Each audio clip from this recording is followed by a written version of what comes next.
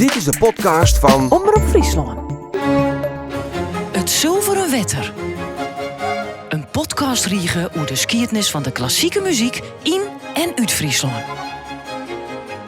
Geerstalling Beert Oosterhaven.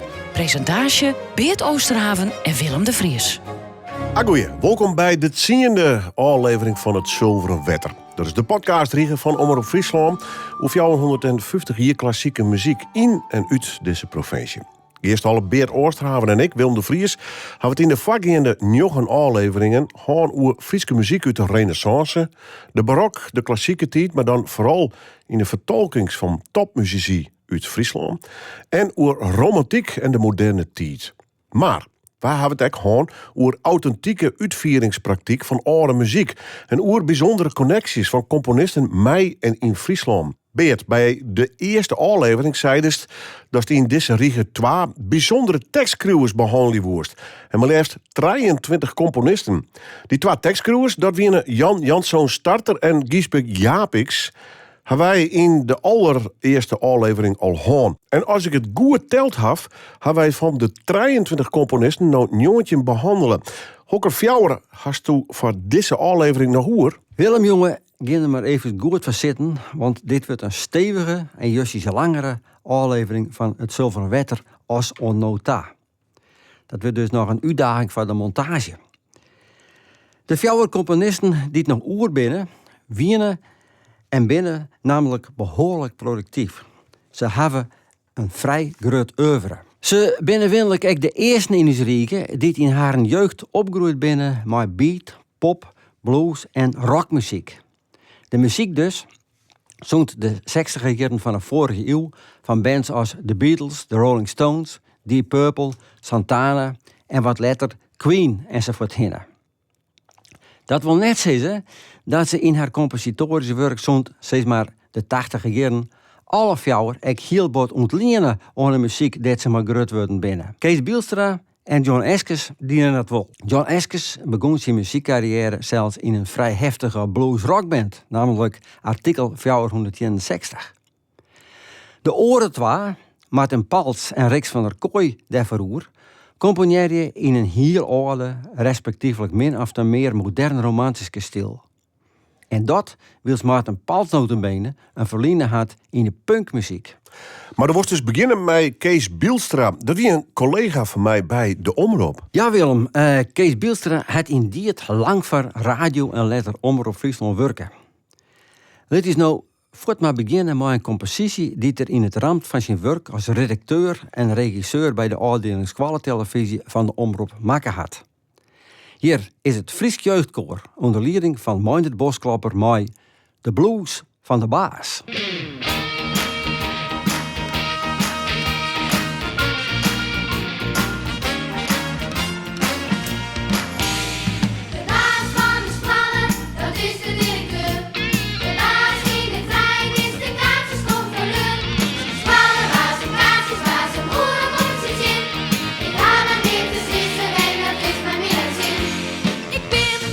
Jongens, een echte houten klaas.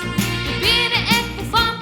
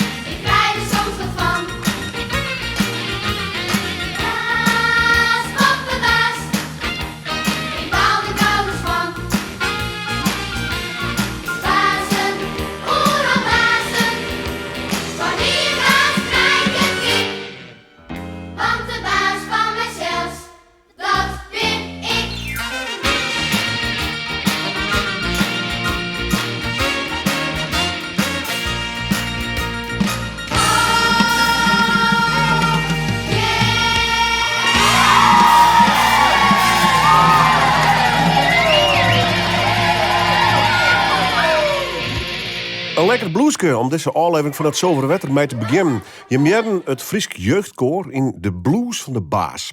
De tekst weer van Meindert Bieldsma en de muziek van Kees Bieldstra. En over die laatste zal Beert nou meer vertellen. Ja Willem, maar net wat ik zo'n heb dat in dit blueske ek de elektrische gitaar van John Eskes goed te jaren weer. Over John komen wij aansers te praten. Wij hebben de pop-rock-invloeden van beide componisten dus vooral meekregen. Maar nou eerst over Kees Bieldstra. Kees Bieldstra was binnen te Sniksweeg, dat ligt bij de Jouwer, op 23 februari 1946. Hij verstoor in Grauw op 18 april 2004.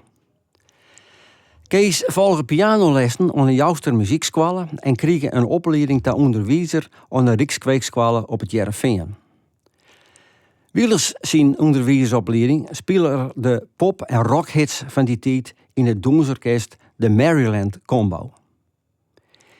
In die tijd schreef zijn eerste muziek op teksten van Roel Bergsma voor het onderwijzerscabaret met Friesland, dat er later ook begeleider van wie. In de eerste weken van april 1970 speelde mij dat onderwijzerscabaret in het oude boon van een verneemde componist Paulus Volkersma, die doe in zijn 70ste levensjaar wie. Wij hebben het over Volkersma Willem in deel 6 van deze podcastreeks. Dat Paulus Volkersma in de zeel zit, wie Kees Bieldstra hem net eens zo bewust. Onder een dag wat later een brief kregen. Dit staat in dat brief. Achte heer Bieldstra. Na aanleiding van je uitviering, Verliende Vreed, van pension artistiek, kan ik net laten jou mijn complimenten maken, zowel wat het spelen als wat de wiskunstbegeleiding aanbelangt. Oké, we moeten even bellen, wat ik zei. Begin maar even... Ja, bij 8, ja. Even stil, want ik kijk dat zin in de ringes. Ja. Achte heer Bieldstra. Na aanleiding van je uitviering, Verliende Vreed, van pension artistiek, kan ik net laten jou mijn complimenten maken, zowel wat het spelen als wat de wiskus plus begeleiding aanbelangt. Ik heb mij tegen vermaken en het succes is vooral net in het laatste plan aan jouw meewerking te danken. Denk mij. Maar vriendelijke groetnis, ik aan je vrouw, P. Volkersma. En dat we tekenen Ouderboon, zo'n april 1970. Beert, nou mag je me even vertellen, hoe kwam je samen aan deze brief? Ja, dat zal ik je nog vertellen, Willem. In de late maitijd van 1996 las ik, together met Hugo Kingmans, de laatste hoorn aan het muziekgeschiedenisboek Muziek in Friesland. Dat boek moest in de jest van 1996 verschijnen. Hugo Kingmans wie het oud-haat educatieve dienst van het Fries Museum en wist correct wat voor illustraties uit al in het boek moesten en werd die te vinden waren. Kees Bieldstra werkte in die tijd bij Omroep Friesland in de Prinses Tuin studio, scheen zijn oer mijn werkplek de Frieske Academie aan de Doelenstraat in Ljouwert. Ik kwam Kees wel eens zien en hier ik het pad over hem voor het boek Muziek in Friesland schreeuwen. Toen Kees wist dat het aan de illustraties voor het boek daar was, stier op een tijd bij mij in mijn werkkamer op de academie. En toen liet er mij het brief van Paulus Volkersma aan hem van zo'n april 1970 zien. Ik vreeg je voort had ik dat brief in facsimile, dus in het handschrift van Paulus Volkersma, in het boek opnemen mocht. Het weer van mij en Kees hier dat al zo onvielt, namelijk de ultieme verbinding tussen twee generaties Frieske componisten. Volkersma zich in 1970 al wat 3-4 decennia later uit Kees Bieldstra als componist groeien zou. Het brief van Paulus Volkersma is op side 187 van Muziek in Friesland oprinten. Dat is een mooi verhaal, Beert. Maar wat hier Kees Bieldstra dan na 1970 zo al bij de eind? Willem, van 1970 tot 1978 wie Kees als pianist, combo-leider verboen aan het zelschap van cabaretier Riens Gratema. Hij componeerde in die tijd de muziek van zowel de Friesk als de Nederlandstalige programma's van Riens. Het Frieske Hadi Basken uit 1970 is daar misschien wel het bekendst van worden. In dat programma voert het ook op hoe stevig af de muziek weer. Denk maar aan het nummer Jong Volk Haville uit die tijd, dat nog altijd terug Omroep Friesland draait wordt. Hier is eerder het idee dat een rockband erin gaat maar begelaten als een combo in traditionele zin. Likkers bij Wim Sonneveld en Toon Hermans. In dezelfde periode componeerde Kees Bielstra ook al voor radio- en tv-programma's van de AVRO en toen nog Radio Friesland. Kees Bielstra schreef na de periode gratis maar vrij wat film- en theatermuziek. Het laatste die er vooral voor het Frieske toneelselschap Theater. Ik kom daar nog op. Filmmuziek componeerde er allereerst voor de rolprint De Dream van regisseur Pieter Verhoef uit 1984. Had ik je nou, uit die film nou het aanneemde thema.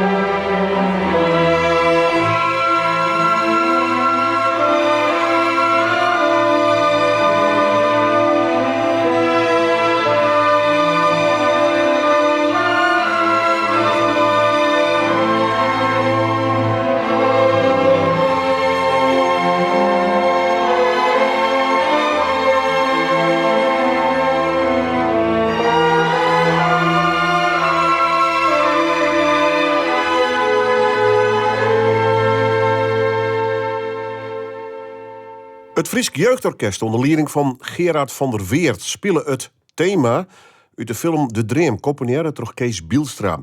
Dit was een opname uit 1993. Beert, dus zei dus dat Kees Bielstra behalve filmmuziek ook een soort theatermuziek schreun had. Ja, Willem. Op zijn filmmuziek kom ik dadelijk nog waarom. Maar Kees had in die een heel soort muziek voor theaterstukken maken. En het mooie is dat die muziek goed documentaire en echt goed vastlaan is op cd.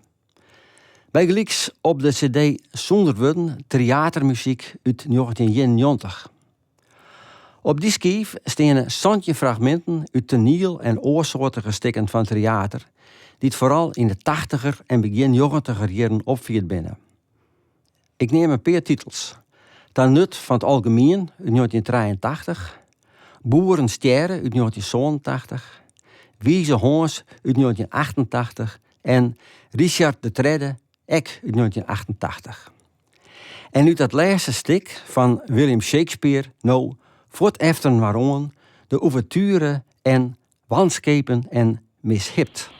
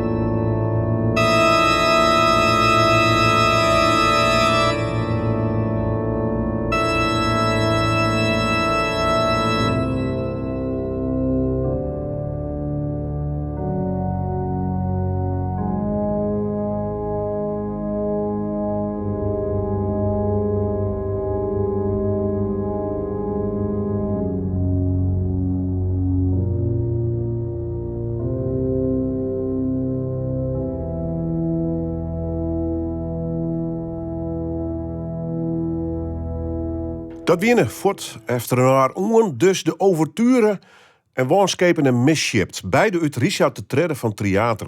Kees Bielstra accompagneerde deze typische theatermuziek die uit via het water een groep Frieske muzici.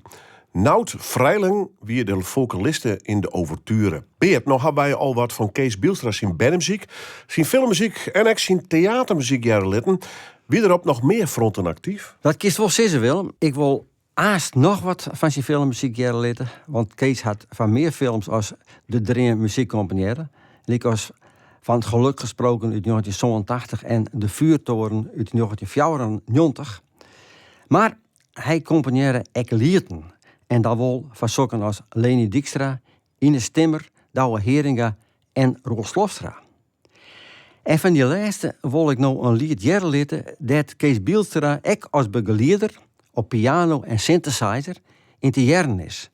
Het komt uit 1994 en had als titel Alla Breve.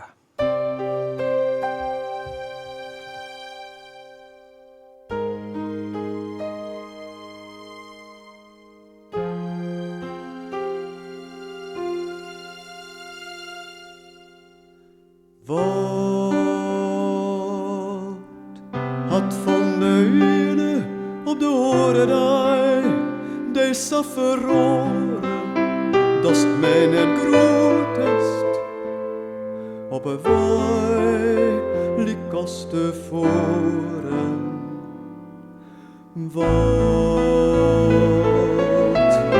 tussen maan en zinnenjacht had doet wij slipten. Een klauw tussen is beiden bracht, net te bedjipje. Bedenk ik mij dat je nacht, ik in het reden wat dien verwit is of dien klacht, door mast bescheiden. De nacht is koud, nu ik de mis, ik ben alleen. Hoe zo ik, hoe stil het hek is, nu sliep ik in.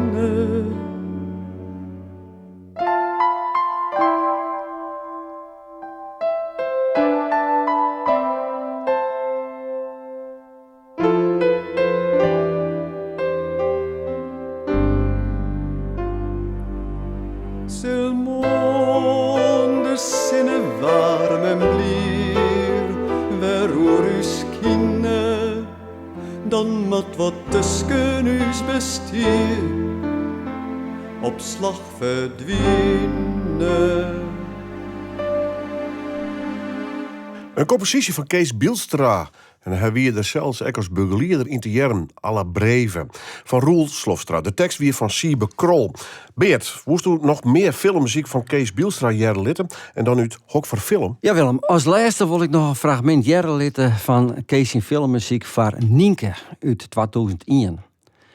Dat is misschien wel de bekendste film dat Kees Bielstra de muziek van schreeuwen had, omdat de verneemde acteurs Monique Hendricks en Jeroen Willems er de haatral in spelen. En zoeken als Porgy Fransen en Peter Tuman zitten er ook in. De film gaat over Nienke van Hichtem, bijnenboekenschrijfster en vrouw van een politicus Pieter Jelle Stroelstra. Pieter Verhoef hier bij de regie. De muziek wordt uitgevoerd door het Symfonieorkest van Praag onder leiding van Mario Clemens. En hier is uit Nienke het wondermooie Leefde.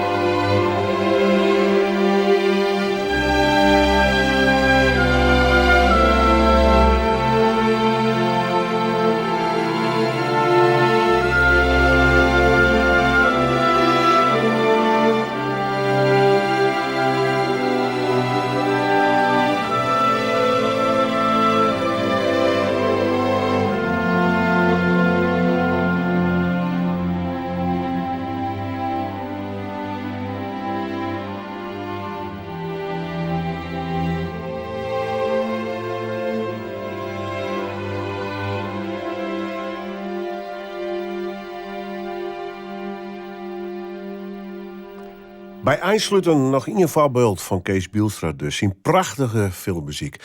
Het Symfonieorkest van Praag in Tsjechië spelen Leefde. En dat uit de film Nienke. Beert, de woest nog meer componisten behandelen in deze aflevering te zien van het Zilveren Wetter. Welke eigenlijk? Ja Willem, drie zelfs. En dan te beginnen met John Eskes. John Eskes werd binnen op 4 juli 1951 in Wolvengeer en verstoor op 20 juni 2015 in Drachten. Hij groeide op in een tiege muzikale huishouding. Begin 70 jaren speelde hij als jonge baas gitaar in een bluesrockformatie artikel 461. Na de MULO en de Muziekpedagogische Academie in Ljouwert ging hij naar het conservatorium in Zwolle. Daar studeerde hij cum laude, dat is mijn onderscheiding, al op het instrument gitaar. John Eskes weer van 1974 tot 1980 leraar klassiek gitaar bij onder meer de muziekscholen van Balk en Balzert. Behalve gitaar speelde hij ook nog een wereld aan oreninstrumenten, zoals accordeon, piano, orgel, trompet, bandoneon en dwarsfluit. Daarom weer tiege populair als studiomuzikant en vrege Kees Bielstra, wij hebben het correct wijdwaardig hoe hem hoorn, John in 1976 bij het begeleidingsensemble van Riens Gratema. John Eskes componeerde van Riens Gratema ik lieten, liek als dit, als to er bist. Wat kind mij schelen wat ik ben, als to er bist. Ik heb om die al mannig trein en vliegtuig mist. En volle bergen had trok die al net beklommen. In 104 blauwe zeeën had net zwommen. Ik had geen kleurenfilms of dia's van de Mediterranee, maar treie foto's van ons beiden bij minwaar in Jesterzee. Bist mijn bergen en mijn dalen, du bist mijn kathedraal, du bist mijn eigen vreemde vogel, praat uw eigen vreemde taal. Ik al ken ik niet in de hinne, ik kom mij die altijd het feest. Wat kind mij schelen wat ik ben, als du er bist.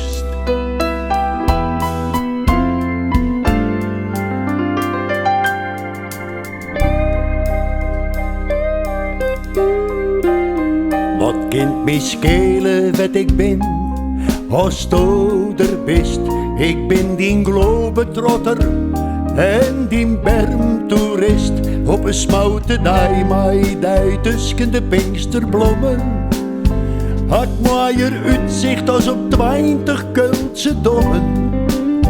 Wat zich bevliegen naar Ibiza, wat maakt bij Mos en Michel. Die lees ik mij de hele vrood als het was de oor in Voetendijl. Du bist mijn bergen en mijn dalen, du bist mijn kathedraal. Bist mijn eigen vreemde vogel, praat uw eigen vreemde taal. Ik al ken ik niet in de hinne, ik kom mij die altijd het feest. Wat kind mij schelen wat ik ben, als du er bist. Bist mijn bergen en mijn dalen, du bist mijn kathedraal. Bist mijn eigen vreemde vogel, praat uw eigen vreemde taal.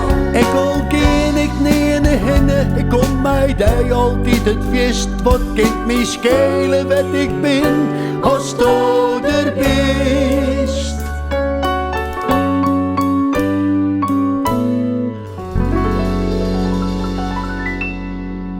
Het kenmerkende lied van Riens Gratema. Hij zong op muziek van John Eskes als to der bist. Beert, dit was John Eskes dus als componist voor Riens Gratema. En hij had ek in die zijn ensemble zitten. Maar John Eskes had toch gezegd bij Paul van Vliet West. Ja Willem, maar dat wie letter.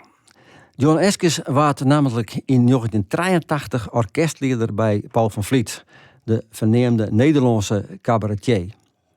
En na die tijd water, in 1994, nog begeleider van Adele Bloemendaal. Hij had zijn sporen in de landelijke theaters dus wel verzinnen en neulitten.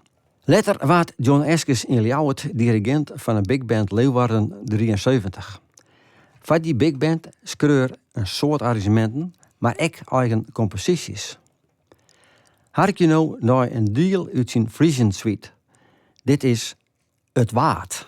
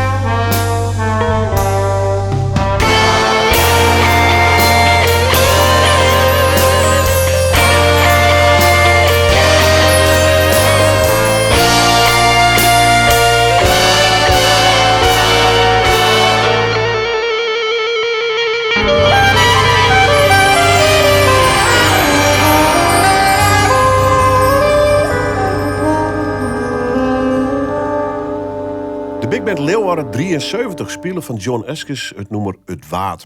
Een deal uit die zijn Frisian Suite, oftewel Frieske Suite. En de componist wie er zelfs echt nog in te jaren op de elektrische gitaar. Beert. John Eskes, dat weer dus een alsiedig componist. Dat kist in dit was zo stellen, Willem. Hij had bijgelijks ook een Missa Brevis, een gitaar en een pianoconcert geschreven. En lieten van Wargel en Mink Koor. En mijn zangcompositie van John Eskes wil ik nou uitbreiden. Hier is de Snitserkanterij onder leiding van Bob Pruksma en mijn Frits Hazen op Wargel in Een stem roept in de nacht.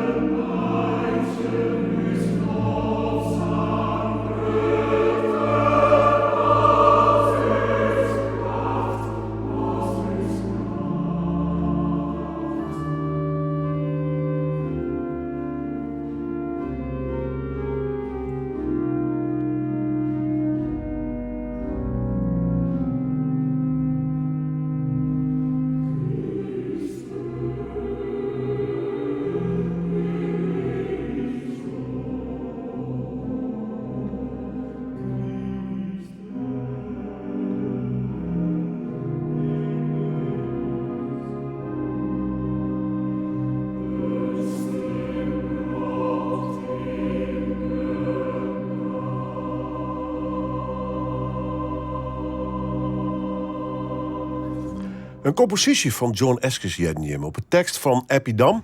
Je jedden de snitser Kantorijn en Frits Hazen op wargel. In een stem ropt in de nacht. Beert, waar nog 2 componisten te goeren. Waar is de eerste? Willem, dat is Martin Pals. Ik werd met Martin Pals in contact gebracht door good old Bernard Smilde. Smilde wie op een stuit, het zal om 2011, 2012 heen West hebben, composities van hemzelf aan het kopiëren bij een copyshop hier in Ljouwert. Naast hem, op een oorkopieerapparaat, stiert als je verbazing nog een muziek te kopiëren. Smilde vreeg aan die persoon, ben jij componist? De manspersoon antwoordde bevestigend en stelde hem voor als Martin Pals. Smilde vreeg of er een eer litten mocht over Pals zijn vaste composities. En hij zegt het voor dadelijk. Het waren composities van Luther, het Hollands luid, en de kwaliteit Willem, die dripte de zuiver van oor. De orenduis schillen Smilde mij. Je moet contact opnemen met Martin Pals. Zo en zo. Dat. Ik rekke in de kunde met Martin Pals. En hij had er nooit, als het mij niet mist, ik nog een paar keer bij de geerkomsten van de componistengroep, die ik doe op de Frieske Academie hier, West. Maar laat je nou eerst eens naar Martin Pals als begeleidend luterspeler hartje. In juli 2007 nam er met zijn jongpartner Saskia Hiemstra uit Pijm onder de duonamen Die Oak en Die Ash dit nummer op. The Keeper.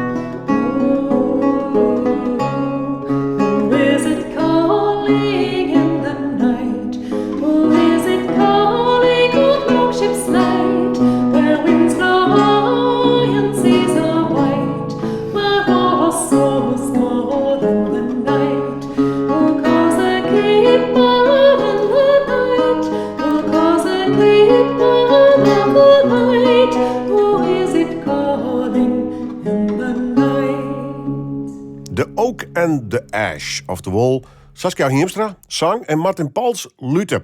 Vertolken een oud Anglo-Saxisch volkliedje, The Keeper. Beert, er was Griften voor wat meer vertellen over Martin Pals. Ja Willem, ik vertelde al hoe ik met Martin Pals in de kunde kwam. Via Bernard Smilde.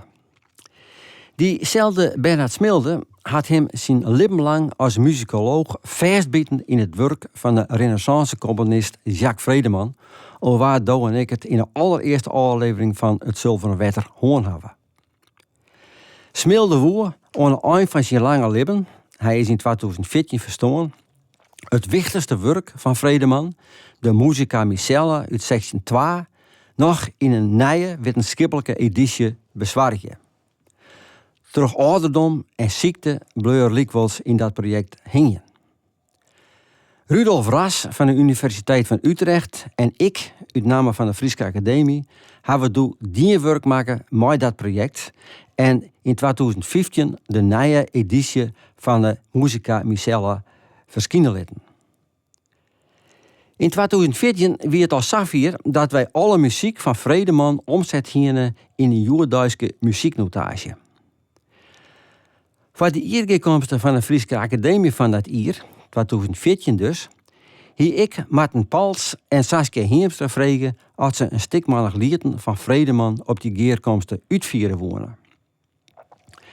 Doet ik Martin een weekendmalig in het voor de blijadmuziek van Vredeman in modern notenschrift bracht, wie er zuur maar wat ontstemd. Hij hier het oorspronkelijke mensurale schrift ik wil lezen kennen, zei er. En als dan wist Willem dat Martin Pals, hij is bijna op 24 mei 1964 in Ljouwert, in de 80e jaren als gitarist begonnen is in hardcore metal punkbands als MOG, muziekvereniging Ons Genoegen. Dan had er wel een hele ontjouwing terugmaken. Martin Pals kreeg ons zijn eerste gitaarlessen van Klaas de Jong en later luterlessen van Lex van Santa. Als componist is Martin Pals autodidact. Zo'n 2002 componeerde er van Lute. Daarvoor schreef muziek voor een paar theaterproducties en composities van gitaar en zang. Hij schreef in een tussen beiden modern idioom, maar altijd op wat in de renaissance en baroktijd dienen waard. Harkje nou nog 2 composities van Lute van Martin Pals. Hij speelde ze zelfs op een Lute en het binnen Dance of the Stars en voor de Sirius.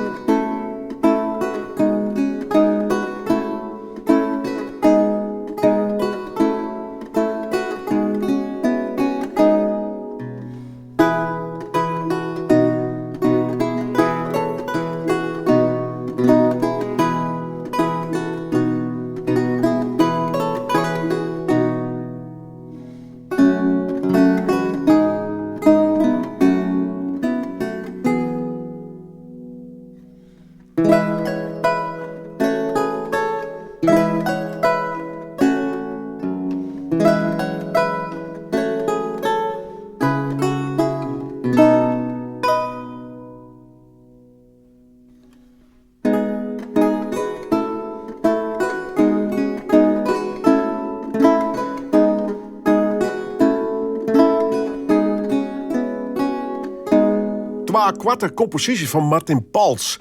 Efter een oorspelen terug de componist zelfs op Lute, Dance of the Stars en Sirius, beide uit 2009. Beert, nou woest het oer nog één laatste componist hebben. Waar weet het ook alweer? Willem, die componiste, want het is een vrouw, heeft al geregeld waar jet in deze riege podcast. Want zij wie op piano de begeleider van een soort sopranen, alten en baritons die het in ons riege lieten vertolken hebben. Het is Rikst van der Kooi. Ze is binnen in Grijns in 1968 en begon met pianospelen op muziekschool De Woordzang in Huddegriep. Daarna kregen ze pianoles van Maria Stro in Grijns. Later studeerde ze onder leiding van Else Krijgsman aan het Koninklijk Conservatorium in Den Haag en aan het Rotterdams Conservatorium. Ze is zo'n 1991 als docent bijvak piano verbonden aan het Koninklijk Conservatorium in Den Haag. Rix van der Kooi is initiatiefneemster van de Friestalige klassieke muziekgroep De Spielman. In 1994 verscheen van die groep de CD De Spielman, maar daarop een oorzaak van het Frieske kunstlied van 1600 tot 1994. Dat is, Willem, dus correct wat kwatter als de tijd die wij in het Zilveren Wetter behandelen. Als pianiste is Rix van der Kooi specialiseren in liedbegeleiding dus. En dan met name het Duits romantische repertoire. Dit is urgeren of van dat Duits romantische ook wat waarom te vinden is in Rix haar eigen composities.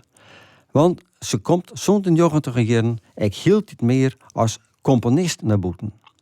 Hark je maar eens naar haar lied Sinneskieden op tekst van Daniel Daan.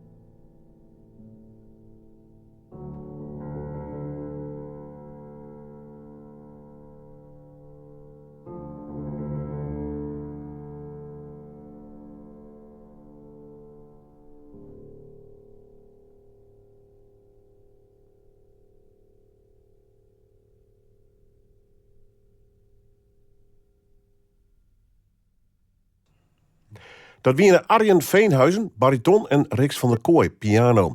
In de compositie van die laatste Sinneskieren op tekst van Daniel Daan. Beert, wat mij als betrekkelijke leek onbelangrijk zitten in deze composities genoeg elementen die schreef ik bij de Duitse eerste Riekse romantische Schumann, Hugo Wolf en Sokken aantreffen kist. De muziek is tegen herkenbaar. Ik denk dat tegen Liekon heeft Willem. Echt modern kiest dit werk van Rix van der Kooi uit 1994 net nemen. Dat wil net zeggen dat het net mooi en vakkundig schreeuwen is. Want een op- en top vakvrouw is Rix van der Kooi.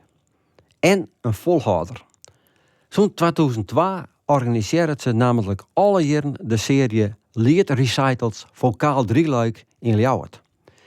Daarbij werkt ze een soort maar jonge, correct afgestudeerde jongers. Die jonge vocalisten, maar ook de arrivés, liet ze echt stevast Friestalig repertoire jongen. Rix is namelijk op een bijzonder plezierige en ontspannen wijze zo frieszinnig als wat. Haar Frieske aankomst maakt het dat ze onderwijls al meer dan 50 lieden op Frieske tekst componeren had.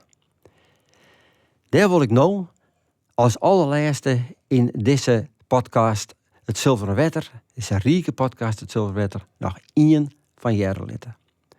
Uit de 6 liedse romancen van Steven de Jong, Jerry Jimme, Hester Dam, mezzosopraan en componist Rix van der Kooi piano in het sfeervolle Jestnacht.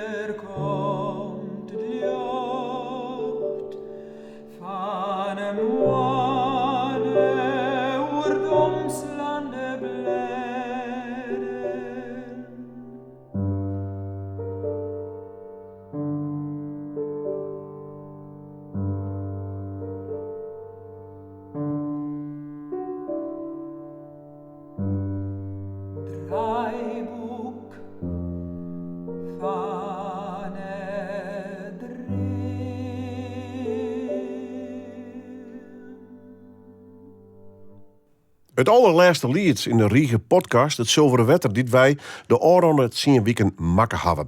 Je meerden Hesterdam, mezzosopraan, Rix van der Kooi, piano in Jestnacht, op tekst van Steven de Jong. En mij, Rix van der Kooi, beert, hebben wij ook de laatste van de in totaal 23 componisten behandelen. Ik weet net hoe het harkes van het Zilveren Wetter vergien is, maar ik ga hem protten ervan opstutsen.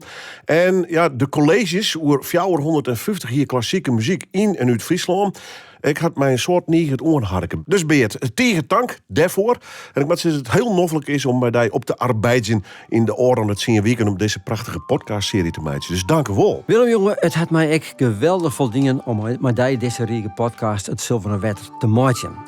Hartstikke bedankt voor die inzet en een fantastische sfeer hier onder het opnemen bij de omroep.